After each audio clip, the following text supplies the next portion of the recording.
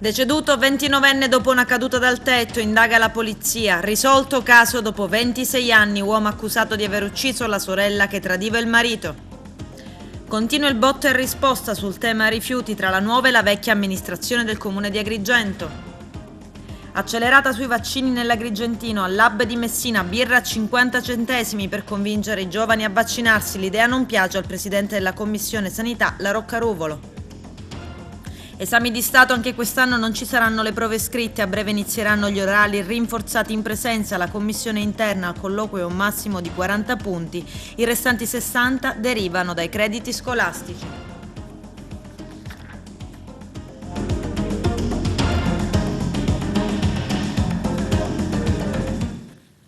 Bentrovati gentili telespettatori al nostro appuntamento con l'informazione. Un 29enne agrigentino, MT, queste le iniziali, è deceduto dopo una caduta dal tetto di un'abitazione in via Morandi, una traversa del viale delle Dune a San Leone ad Agrigento, ieri sera. Le sue condizioni non sembravano inizialmente disperate. Sul posto sono intervenuti gli agenti della sezione volanti della Questura di Agrigento ed il personale sanitario che lo ha trasportato in un primo momento all'ospedale San Giovanni di Dio.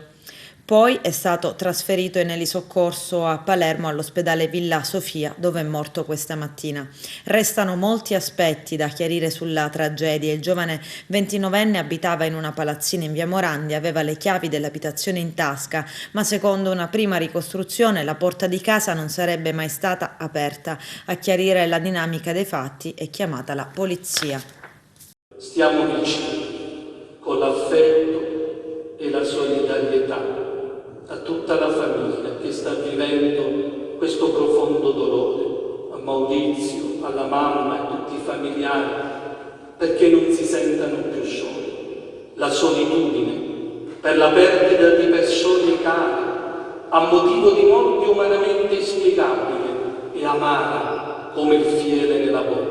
Parole forti quelle pronunciate dal vescovo della diocesi di Patti, Monsignor Guglielmo Giombanco, nel corso della sua omelia al funerale di Mariolina e Alessandra, mamma e figlia 14enne che sono state trovate morte impiccate nel loro casolare di campagna in territorio di Santo Stefano di Camastra. Un gesto che deve far riflettere, su cui tutti siamo chiamati a reagire se si vuole dare una nuova linfa per una società migliore. Facce tristi, tutti presi dallo sconforto, una storia tremenda che non può essere dimenticata in fretta, anche perché per giungere ad un gesto così estremo qualcosa non ha funzionato nel fare perdere il controllo della situazione. Un'intera comunità che è rimasta sotto shock si è stretta attorno ai familiari in questo momento di dolore, trovandosi a vivere un momento così drammatico, una tragedia impossibile da accettare. Tante le persone assiepate nel piazzale della Chiesa Madre San Nicolò di Bari, con una nutrita rappresentanza di compagni di scuola di Alessandra che hanno voluto tributare il loro ultimo saluto, e proprio a loro Sua Eccellenza il Vescovo si è rivolto. Mi rivolgo a voi, cari ragazzi, ai compagni di Alessandra, ai giovani, a voi dico di amare la vita, anche quando essa presenta difficoltà. Sono le esperienze forti che fanno crescere. Coltivate sogni sani nei vostri cuori e tendete ad alte vette. Fuggite le scelte mediocri.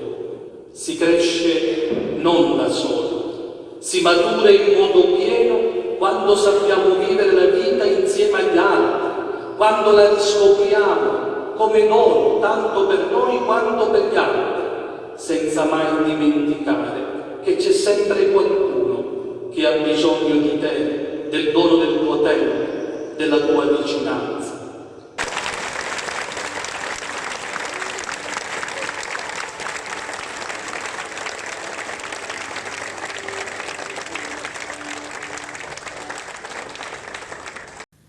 Appalto dei rifiuti al comune di Agrigento è uno dei temi di maggior scontro tra l'attuale amministrazione e la vecchia. Oggi il sindaco ha convocato una conferenza stampa sul tema, ma è già pronta la replica. Vediamo. Conferenza stampa del sindaco di Agrigento Miccichè, cui ha partecipato anche l'assessore al ramo Trupia e il dirigente del settore Di Giovanni. Oggetto della stessa è il contratto di igiene ambientale. e lo scerbamento in città, che segue la richiesta dell'ex sindaco Firetto a tal riguardo. Lo stesso Firetto ha chiesto anche all'attuale primo cittadino un confronto sulla materia. Il sindaco Miccichè ha fornito i chiarimenti in materia, precisando quali siano i termini contrattuali. Lo scerbamento non è previsto nel contratto, inutili le polemiche create dall'opposizione. Ma il confronto non lo faccio perché non siamo in campagna elettorale, peraltro anche in campagna elettorale non ho voluto fare i confronti, quindi non lo reputo opportuno. Oggi proprio ho convocato la conferenza stampa per dare spiegazioni alla città di come è articolato il contratto dell'igiene ambientale, quindi compreso anche lo scerbamento, di quali sono i servizi previsti e anche del personale che abbiamo a disposizione.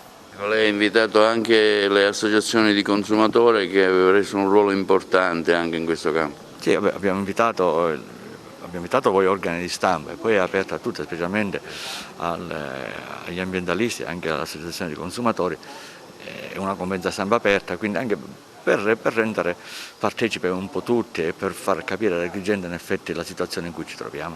Sindaco, nonostante i tantissimi controlli, le telecamere e quant'altro da parte anche della Polizia Municipale, purtroppo ci sono delle zone dove l'abusivismo nel gettare rifiuti è altissimo. Sì, questa è una piaga che ci siamo trovati e che stiamo incontrando anche noi, quindi non accuso nessuno dei miei predecessori, purtroppo è anche un problema di educazione del cittadino. Ci stiamo lavorando, penso che i tempi saranno ancora. Una zona per esempio ad altissimo abusivismo è quella di Fondacazzo, vicino Piano Gatta. Lì purtroppo, nonostante ci sia una zona ecologica, il pattume cresce sempre giorno dopo giorno. Sì, lì stiamo cercando di ovviare la problematica rendendo molto più ampia l'isola ecologica e più fruibile anche come orario, in modo tale che quasi a qualsiasi ora il cittadino può accedervi e quindi depositare il proprio rifiuto. Verso San Leone, dove ora ci sarà l'esodo estivo, avete in mente un potenziamento della raccolta in qualche modo, qualche novità? Sì, sicuramente c'è un potenziamento della raccolta, ci sarà anche un potenziamento per la pulizia delle spiagge, ci sarà anche un potenziamento per la pulizia del porticciolo. Certo, è un lavoro immane, speriamo di poterlo portare avanti e di non deludere la cittadinanza. Ma più che ultime novità, noi abbiamo voluto questa conferenza stampa un po' per chiarire quali erano state le affermazioni del sindaco e le polemiche che ne erano scaturite a seguito della dichiarazione dove si diceva che non era previsto lo scerbamento. Quindi faremo chiarezza per quanto riguarda questo aspetto. Si sono chiesti anche, l'opposizione ha chiesto anche un confronto su questo tema. Ma guardi, l'opposizione dovrebbe fare un confronto con se stesso, considerato che è l'artefice di questa situazione. Quindi quali sono le novità che esporrete in conferenza stampa?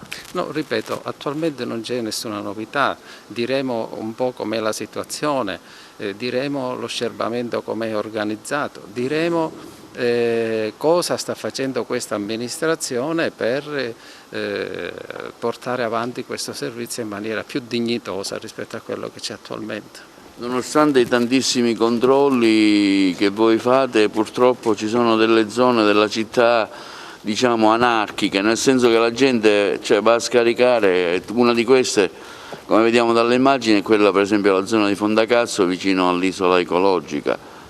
Sì, purtroppo è un'immagine ricorrente che speriamo venga eliminata nel momento in cui l'azienda toglierà l'isola ecologica di Piazzale Golamalfa e rimarrà solo quella di Fondacazzo. Lì ci saranno 2 operatori ecologici e sarà tutta videosorvegliata.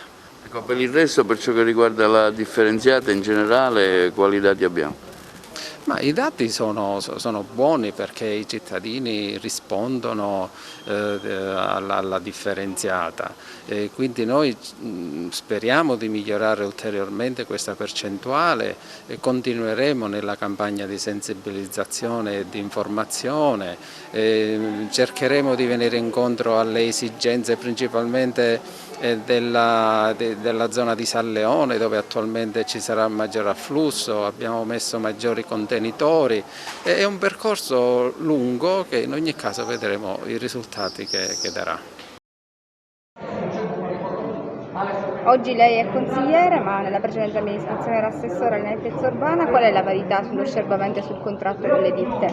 Io in questi mesi sono stato in silenzio perché ritenevo giusto che questa amministrazione potesse lavorare e potesse dimostrare che le criticità di cui siamo stati accusati nel corso degli anni erano vere o non erano vere. Oggi la dimostrazione concreta, e tutti i cittadini possono accorgersene, è che noi abbiamo fatto il massimo di sforzo possibile per riuscire a rendere tutti i servizi collegati al comparto della nettezza urbana, e ci siamo riusciti in grandissima parte. Prima di tutto la raccolta differenziata portata al 72% e la pulizia della città, lo scerbamento, nella misura in cui era possibile farlo, ed oggi questa amministrazione si trova nelle condizioni peggiori rispetto che la nostra. La città si trova a subire oggi un trauma consistente dal punto di vista della pulizia, dal punto di vista dell'ascerbamento, dal punto di vista dell'igiene complessiva di tutto il territorio urbano. Quindi diciamo che le cose che sono state dette oggi nella conferenza stampa sono cose ovvie, cioè che non modificano di nulla la situazione precedente, né tantomeno alcune considerazioni che sono abbastanza generiche e vaghe possono essere il presupposto di un cambiamento radicale. Non c'è una prospettiva precisa. Per quanto riguarda lo scerbamento, la previsione contrattuale prevede, lo scerbamento che doveva essere fatto dai netturbini, che dovevano essere dotati di una zappetta e dovevano contestualmente allo spazzamento anche scerbare l'erba più bassa. Siccome non lo facevano, allora io ho detto dividiamo i netturbini in due gruppi, uno si occupa solo dello scerbamento e gli altri si occupano dello spazzamento. Ed oggi questa amministrazione ha visto che la scelta fatta era assolutamente giusta, infatti le 4 squadre che noi abbiamo prelevato netturbine per fare lo scerbamento sono le uniche che ancora oggi lavorano sullo scerbamento. Per quanto riguarda lo scerbamento delle scarpate, dei retromarciapiedi e tutto il resto, originariamente nell'appalto è previsto questo tipo di scerbamento. Da oggi io sarò molto più presente e molto più vigile, perché penso che il periodo della luna di miele sia cessato e ora è necessario che i cittadini possano fare anche delle riflessioni più ampie, perché sono spariti dalla circolazione tutta una serie di soggetti i quali per professione polemizzavano o facevano una cosiddetta satira un poco di scarso livello, ma tempestivamente ogni giorno riportata sulle cronache dei giornali online, ed ora stanno zitti perché si sono resi conto che quello che facevo era molto di più di quello che si poteva fare. Risolto un caso dopo 26 anni, Alessandro Alleruzzo, figlio del presunto boss di Cosa Nostra deceduto Giuseppe, è indagato dell'omicidio nel 1995 della sorella Nunzia. La colpa della donna sarebbe stata l'aver tradito il marito con esponenti del clan Alleruzzo e di un clan rivale. Vediamo. In data odierna, militari della compagnia carabinieri di Paternò hanno dato esecuzione a un'ordinanza di custodia cautelare in carcere emessa dal GIP del Tribunale Etneo su richiesta della locale direzione distrettuale antimafia nei confronti di Alleruzzo Alessandro, figlio del defunto boss, a capo dell'omonimo clan Articolazione Territoriale della Famiglia Mafiosa Sant'Apale Ercolano di Catania, poiché è ritenuto responsabile dell'omicidio volontario pluriaggravato nei confronti della sorella Nunzia, avvenuto nel 1995 con 2 colpi di pistola alla tempia, per motivi abietti e in particolare per riscattare l'onore della famiglia mafiosa leso dalle relazioni extraconiugali e intrattenute dalla stessa vittima con altri affiliati ai clan. Le indagini, riaperte nel 2020, sono state svolte attraverso attività tecniche e dinamiche, ulteriormente riscontrate dalle dichiarazioni di 3 diversi collaboratori di giustizia, che hanno permesso di accertare la responsabilità del fratello, definire le modalità esecutive, nonché evidenziare il movente. Confisca da 100 milioni ad un imprenditore di Monreale. Dall'inizio degli anni 70, secondo quanto emerso dalle indagini ad opera della Direzione Investigativa Antimafia, si sarebbe legato ai clan del Mandamento di Mazara del Vallo, per i quali avrebbe riciclato denaro di provenienza illecita. C'è il servizio.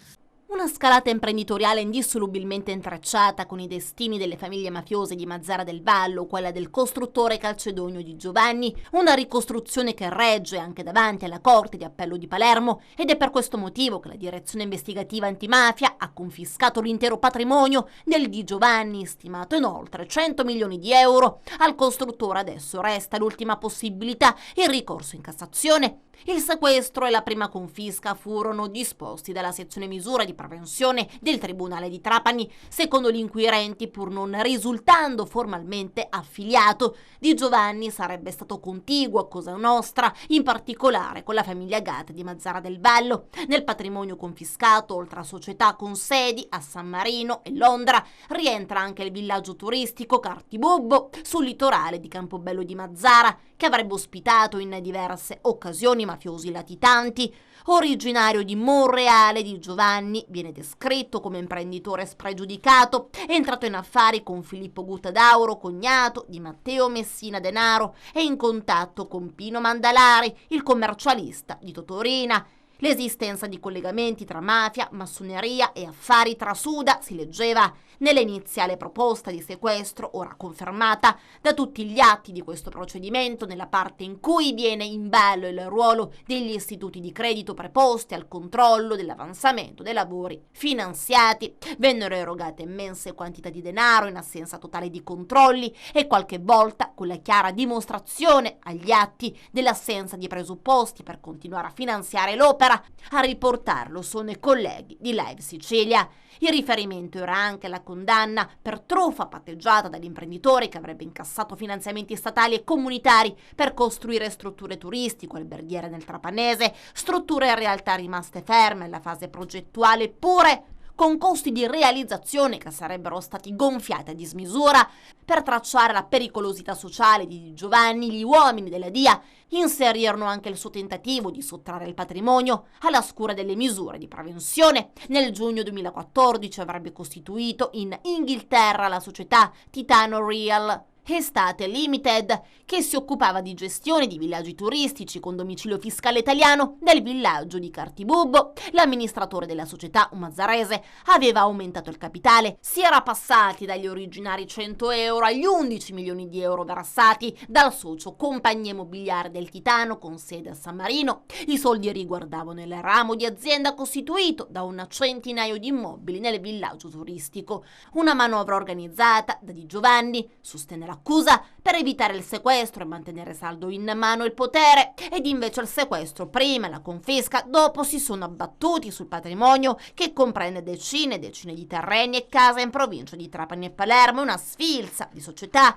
Una conferma alla ricostruzione della DIA è arrivata pure dal racconto di Vito Roberto Palazzolo, il finanziere di Terrasini e grande riciclatore di soldi sporchi per conto della mafia, arrestato dopo una lunga latitanza in Sudafrica. Fu lui a ricostruire come nacque il villaggio Cartibubbo. Negli anni 70, quando Palazzolo viveva in Germania, aveva incontrato dei soci tedeschi, imprenditori e politici, per realizzare il complesso turistico a Campobello attraverso la Corporation Park e una delle società di Di Giovanni. Erano stati frapposti diversi ostacoli burocratici, spiegava Palazzolo, e il sindaco Nenè Passanante si era opposto al progetto. A quel punto però sarebbe stato chiesto un sostegno a Nenè Geraci, ormai deceduto, il padrino della cosca mafiosa di Partinico. Grazie al pagamento di tangenti la vicenda si sbloccò. La Campobello Park venne venduta con l'intermediazione di Geraci ad un certo Calcedonio Di Giovanni. Era il Residence Cartibubbo. Geraci ricevette 20 milioni di lire a titolo di commissione che spese per comprare una villetta a Trappeto. La villa,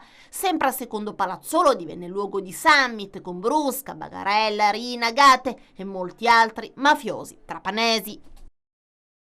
I carabinieri hanno denunciato alla Procura di Termini Imerese 11 persone di Lercara Friddi che indebitamente percepivano il reddito di cittadinanza. Hanno età comprese fra i 20 e i 54 anni. Sono accusate di aver reso dichiarazioni false per ottenere il sussidio e cercare di eludere i controlli da parte dell'INPS. A marzo erano stati denunciati in 30 nello stesso comune. Una donna, per percepire il reddito, avrebbe omesso di dichiarare che il marito arrestato era stato condannato con sentenza definitiva per associazione mafiosa. Il danno erariale complessivo è quantificato in circa 75.000 euro, che sommato a quello delle precedenti indagini porta all'ammontare a oltre 300.000 euro.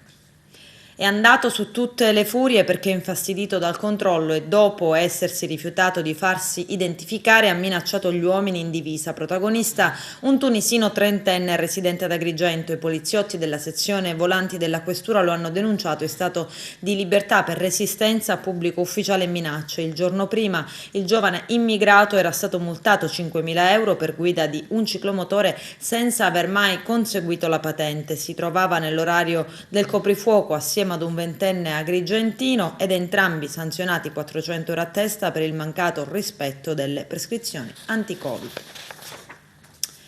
E a proposito di Covid, accelerata sui vaccini nell'Agrigentino, giugno sarà il mese decisivo. Vediamo. Settimanale con la situazione pandemica in provincia di Agrigento. E allora abbiamo sempre davanti il solito Pachiderma che per fortuna adesso sta raggiungendo numeri ben più contenuti, siamo vicini alla soglia dei 400 e il grafico che vedrete in immagini voi vi fa vedere che dai primi di maggio ai primi di giugno per fortuna siamo passati da oltre 1.400 ad appena oltre 400 persone e questo ovviamente è un bel risultato delle attività che noi dobbiamo portare avanti. Tutto questo è frutto soprattutto della vaccinazione, perché adesso i numeri della vaccinazione, come vedete fra un attimo, iniziano a essere abbastanza importanti. Siamo a 400 persone, quindi il numero più basso che si è registrato forse dalla fine dell'anno scorso, però vediamo che questa curva non si riduce di molto. Io riprendo un attimo quello che vi ho detto con un comunicato in estemporanea che è stato fatto a seguito della chiusura di Santo Stefano di Quisquina, perché vorrei ricordarvi che basta il comportamento poco opportuno, poco prudente di alcuni gruppi di persone che poi si rischia, nel caso di Santo Stefano è stata la realtà, si rischia la chiusura di un intero comune proprio per il comportamento un po' leggero di alcune persone. Quindi vi raccomanderei sempre le solite misure, perché il virus è vero che è ridotto, ma fin quando non completeremo la vaccinazione tutto questo dovrà essere, il comportamento prudente dovrà essere tenuto in campo da ciascuno di noi. I numeri dei posti letto, anche quelli per fortuna, sono sostanzialmente vicini allo zero, perché mentre Sciacca non ha più niente, come sapete da un paio di settimane, anche Ribera sta scendendo perché non ha più pazienti di rianimazione, 0 pazienti di rianimazione, un paziente solo in subintensiva e da 8 arriviamo a 6 pazienti in medicina, mentre l'ospedale di Agrigento ha una riduzione sostanziale perché da 24 pazienti la settimana scorsa in medicina siamo a 12, nessun paziente in rianimazione e nessun paziente in subintensiva, quindi la situazione dei nostri posti letto è senz'altro in netto miglioramento. Allora passiamo invece un attimo a darvi qualche notizia importante per quanto riguarda la vaccinazione. Innanzitutto i numeri delle somministrazioni che sono state effettuate nella nostra provincia hanno superato la soglia delle 200.000, che non sono 200.000 persone che hanno completato il loro ciclo vaccinale, ma sono 200.000 persone, sono 200.000 somministrazioni, per cui abbiamo quasi 100.000 persone che hanno completato prima e seconda. E adesso la cosa importante che vorrei dirvi è che si viaggia col mese di giugno verso la spallata finale. Il generale Figliuolo lo ha comunicato formalmente in televisione, ma per quanto riguarda la Sicilia vi dico che nel mese di giugno inizieremo ad avere un numero importante di dosi, quindi noi dal 3 da oggi fino al 9 riusciamo a rimetterci in linea con il numero di somministrazioni giornaliere che rappresentano un target importante, che sono le 3.000. Ne prevediamo 3.003 fino al 9. Dal 9, con l'arrivo di ulteriori vaccini, noi dovremmo arrivare ai 4.400 soggetti vaccinati.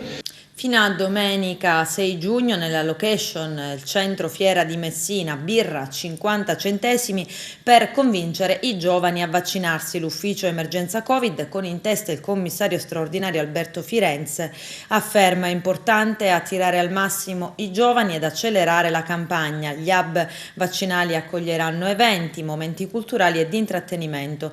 Nel centro vaccinale di Messina è stato allestito uno spazio dedicato alla birra artigianale. L'idea però non piace al presidente della Commissione Salute dell'ARS, Margherita La Rocca Ruvolo, che critica l'iniziativa e afferma: quella della birra a 50 centesimi nell'hub vaccinale per convincere i giovani a vaccinarsi mi sembra un'iniziativa fuori luogo e diseducativa. Da un lato perché non credo siano questi messaggi da far passare per motivare i giovani a compiere un gesto a tutela della propria salute e di quella della collettività, dall'altro perché in qualche modo così si rischia di legittimare e valorizzare l'uso dell'alcol, una delle piaghe che colpisce drammaticamente il mondo giovanile. Chiederemo, conclude La Rocca Ruvolo, in Commissione Salute il commissario per l'emergenza Covid di Messina per avere tutti i chiarimenti necessari su questa iniziativa, in concomitanza con l'apertura delle prenotazioni agli over 16, mentre tutti noi sappiamo che l'alcol è vietato ai minori proprio per i danni che crea. Ormai ci siamo quasi, la maturità 2021 inizierà a breve, anche quest'anno non ci saranno le prove scritte ma solo un orale rinforzato che durerà circa un'ora e verrà svolto in presenza. La commissione sarà interna, al colloquio potrà essere assegnato un massimo di 40 punti, mentre i restanti 60 derivano dai crediti scolastici. I dettagli nel servizio. Pochi giorni all'inizio della maturità, la kermesse più attesa da genitori e studenti a conclusione dell'intero percorso scolastico. Si parte mercoledì 16 giugno prossimo. Per il secondo anno consecutivo andrà in scena una versione semplificata dell'esame a causa della pandemia ancora in corso da Covid-19, che ha determinato continui stop and go nel corso dei 9 mesi di scuola, ma con alcune novità rispetto alla tornata del 2020. Ma analizziamo i maturandi. Saranno poco più di 489.000 candidati interni, coloro che hanno frequentato per un intero anno scolastico la maturità, provenienti dalle scuole statali e paritarie. Al contrario dello scorso anno, prima di accedere alla prova vera e propria bisognerà superare lo scoglio dell'ammissione. Per arrivare al cospetto della commissione occorrerà avere almeno 6 in tutte le discipline dell'ultimo anno, comportamento compreso, ma anche con l'insufficienza in una o in un gruppo di discipline. Il consiglio di classe potrà deliberare l'ammissione e per essere scrutinati bisognerà avere collezionato non più del 25% di assenze.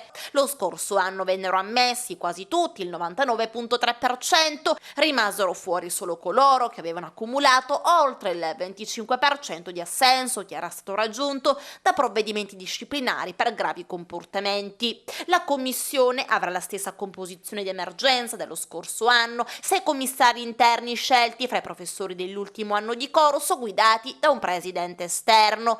Si parte il 16 giugno col colloquio, unica prova d'esame, niente prove scritte e discussione che si articolerà in 4 momenti. In primis, il candidato illustrerà l'elaborato sulle discipline di indirizzo svolto sulla base dell'argomento assegnato dal consiglio di classe entro lo scorso 30 aprile. Si proseguirà quindi con la discussione di un testo di italiano già oggetto di studio nel corso dell'ultimo anno, il cui elenco si trova nel documento del 15 maggio. Per le altre discipline la commissione predispone alcuni materiali, esercizi, progetti, foto, frasi o altro che, estratti a sorte, verranno sottoposti ai candidati, i quali dovranno argomentare collegando più discipline possibili. L'ultima parte della discussione sarà dedicata alle esperienze maturate negli ultimi 3 anni durante percorsi per le competenze trasversali e l'orientamento. Il colloquio avrà la durata di un'ora circa e nel condurlo i commissari dovranno tenere conto delle sue esperienze scolastiche ed extra maturate dallo studente. La valutazione del colloquio avverrà secondo una griglia con 5 indicatori predisposta dal Ministero. L'elaborato che apre il colloquio sostituisce la prova scritta di indirizzo, latino e greco al classico, matematica e fisica allo scientifico, 2 lingue straniere al linguistico, ma quest'anno, ed è questa una prima novità, gli studenti potranno fare piccole incursioni anche in altre discipline. Per discuterlo i candidati avranno a disposizione da 10 a 15 minuti circa. Il curriculum dello studente è una delle novità della maturità 2021, compilato in parte dalle scuole stesse e integrato dagli studenti, contiene tutte le certificazioni acquisite, linguistiche, informatiche o di altro genere. In ultimo, il protocollo di sicurezza aggiornato per la tornata di quest'anno contiene tra le novità l'obbligo di mascherine chirurgiche, sconsigliate quelle FFP2 e vietate quelle di comunità, possibilità di svolgere gli esami a distanza, si legge nel protocollo sottoscritto lo scorso 21 maggio, per i candidati, degenti in luoghi di cura o ospedali o comunque impossibilitati a lasciare il proprio domicilio nel periodo dell'esame, e per i detenuti. Esame a distanza anche per i commissari impossibilitati a seguire i lavori in presenza. Resta comunque il distanziamento di almeno 2 metri tra i commissari e il maturando, che potrà avere un solo accompagnatore al suo seguito, e l'obbligo da parte delle scuole di disinfettare postazioni e strumenti utilizzati ad ogni cambio di candidato. Adesso c'è la pubblicità, a tra poco, vi aspetto. Il centro consumatori apre nuovi sportelli nel territorio agrigentino. Il nostro direttore Arturo Cantella. Centro Consumatori Italia, quali nuove iniziative in cantiere? Abbiamo tante iniziative in cantiere, principalmente per quanto riguarda la provincia di Agrigento. Abbiamo nominato una coordinatrice provinciale, che è l'avvocato Sabrina Mangione, e in più apriremo uno sportello di assistenza all'utenza a Raffadali, che sarà curato appunto dall'avvocato. Noi sempre di più stiamo aprendo sportelli in tutta la Sicilia per essere vicini all'utenza, e sempre di più Centro Consumatori Italia sarà vicino alle esigenze degli utenti e dei cittadini. Sabrina Mangione, allora, come intenderà affrontare questo incarico importante in un momento, diciamo, difficilissimo dovuto al Covid, in cui le famiglie sicuramente sono vessate da tante problematiche? Sì, certamente è un periodaccio, e proprio in questi frangenti vediamo come essenziale e importante la figura delle associazioni dei consumatori, perché è finita l'idea del consumatore diverso dal cittadino, ma ormai dobbiamo inquadrare il cittadino come sono 2 facce di una stessa moneta, cittadino e consumatore, perché i diritti di cittadinanza passano attraverso il consumo, non più visto come mero acquisto, ma un consumo visto come produzione anche di valori. Ecco, il cambiamento di prospettiva c'è la necessità di queste associazioni, che sono anche un modo per realizzare quella che noi perseguiamo, l'equità sociale. Le istanze che arrivano dal territorio sono tante le problematiche, in particolare sul nostro territorio quella dell'acqua e dei rifiuti. Ormai sono delle problematiche che da anni non si riescono a risolvere. Ecco, voi in questo senso come cercate di tutelare il consumatore? Questa ormai, più che delle straordinarietà, è un'emergenza continua che ancora oggi non si risolve. Noi siamo vicino agli utenti su questo versante, assistendole quando ci sono delle bollette pazze, quando ci sono delle cose che non vanno, dei disservizi, e cerchiamo naturalmente di fare valere i loro diritti. Il tema dell'acqua pubblica continua a essere sempre di grandissima attualità. Quali le ultime novità in merito? Le ultime novità sono state dettate dall'ultima assemblea del Lati Idrico, dove si è votato quasi all'unanimità, tranne un comune, per andare a costituire presso il notaio l'azienda speciale consortile, che è il ritorno all'acqua pubblica, e sarà il nuovo gestore da qua a un po' di mesi. La metà dei cantieri sono stati stipendiati, saldati, altri ancora no. Quindi c'è gente che ha lavorato per 3 mesi e è stata pagata solamente per 1 mese e mezzo.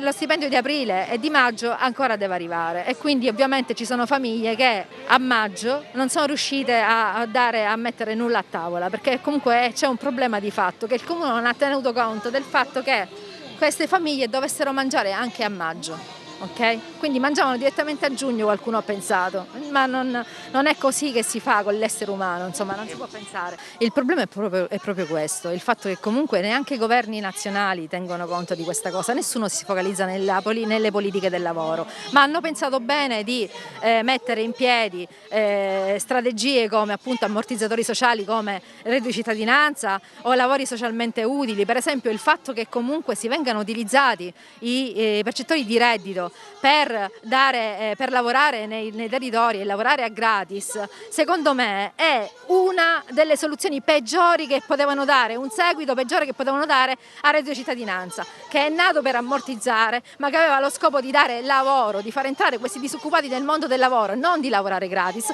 ma di entrare nel mondo del lavoro per terminare una volta per tutte il loro stato di disoccupazione. Così non è stato. Cosa chiediamo al Comune, alla Regione e al Governo? Di focalizzare il problema della disoccupazione e di risolvere il problema del lavoro una volta per tutte con un lavoro vero e uno stipendio garantito. Volley, la SEAP dall'Icardillo Aragona ad un passo dalla finale per la Serie A2. Domani sabato 5 giugno al Pala Nicosia ad Agrigento la sfida decisiva contro la Rizzotti Design Catania, la gara di ritorno della semifinale playoff di B1. Vediamo.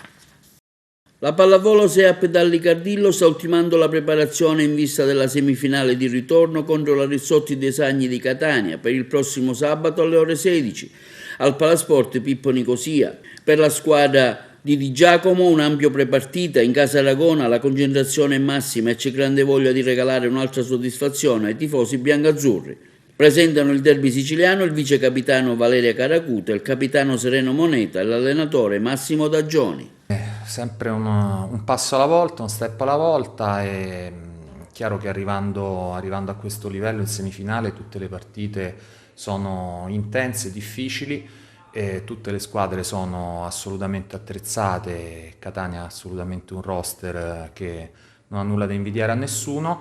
È stata una partita molto molto difficile, molto molto combattuta all'andata, mi aspetto altrettanto al ritorno e noi ci stiamo preparando per fare l'ultimo step. L'aspetto agonistico assolutamente prioritario in queste partite qua, questo è un fatto chiaro, un fatto noto a chiunque abbia già vissuto situazioni di questo tipo, quindi ci faremo trovare pronti. La qualificazione è assolutamente aperta. È chiaro che essere andati a casa loro, aver vinto 3-1 è un qualcosa che ti dà morale, ti dà fiducia, ti dà autostima. Ma gli stessi che abbiamo messo in campo sabato scorso, determinazione, grinta e quella voglia di andare a prenderci questa finale. Riavvolgiamo il nastro della prima gara. Cosa ti porti dietro da quella partita? Guarda, siamo scese in campo sicuramente con una tensione molto alta.